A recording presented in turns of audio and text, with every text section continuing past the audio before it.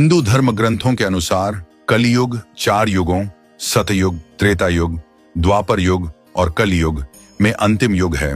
भगवान वेद व्यास द्वारा रचित पुराणों और वेदों के अनुसार कलियुग की कुल अवधि 4,32,000 मानव वर्ष होती है। कलियुग की शुरुआत महाभारत युद्ध के बाद मानी जाती है, जब श्री कृष्ण इस पृथ्वी से अपने धाम को प्रस्थान कर गए थे। कलियुग की कुल अवधि 4,32,000 वर्ष है और अब तक लगभग 5,127 वर्ष बीत चुके हैं। अभी भी 4,26,873 वर्ष बाकी हैं, यानी कलयुग अभी अपने शुरुआती चरण में ही है। शास्त्रों के अनुसार कलयुग के अंत में भगवान विष्णु का कल की अवतार होगा, जो अधर्म का नाश करेंगे और एक नए सत्ययुग की शुरुआत होगी। शास्त्रों और पुराणों में कलयुग को पाप और अधर्म का युग बताया गया है। इसमें मनुष्यों का नैतिक पतन होगा, धर्म की हानि होगी और समाज में अराजकता फैलेगी। कलयुग में निम्नलिखित प्रकार के अधर्म होंगे। लोग सत्य बोलना छोड़ देंगे और झूठ को अपनाएंगे। अधर्म को धर्म का रूप देकर प्रस्तुत किया जाएगा। सच्चाई और ईमानदारी का महत्व खत्म हो जाएगा।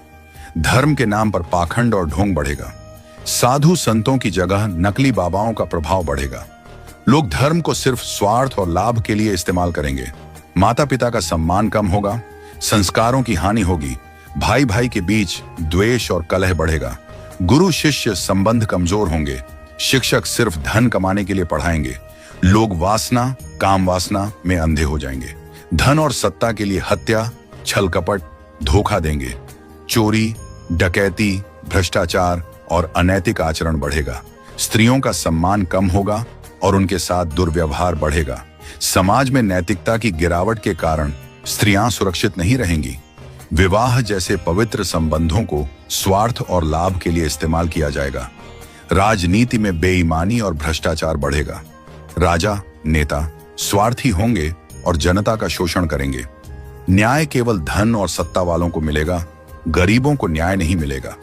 पृथ्वी पर प्राकृतिक आपदाएं, भूकंप, बाढ़, सूखा बढ़ेंगी।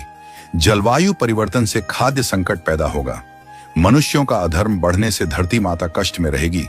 लोग शुद्ध और सात्विक भोजन छोड़कर तमोगुणी भोजन अपनाएंगे। खाने में मिलावट, मांसाहार और नशीली चीजों का चलन बढ़ेगा। शराब, नशीले पदार्थों और गलत आदतों में लोग फंस जाएंगे। लोग ईश्वर के अस्तित्व पर प्रश्न उठाएंगे और भक्ति से दूर होंगे। धार्मिक लोगों का अपमान और उपहास किया जाएगा। धर्म और आध्यात्मिकता को बेकार मानकर सिर्फ भौतिक सुखों पर ध्यान देंगे। लोगों की आयु कम हो जाएगी। पहले जहां 100 साल तक जीते थे, अब 60 से 70 साल में मृत्यु हो जाएगी।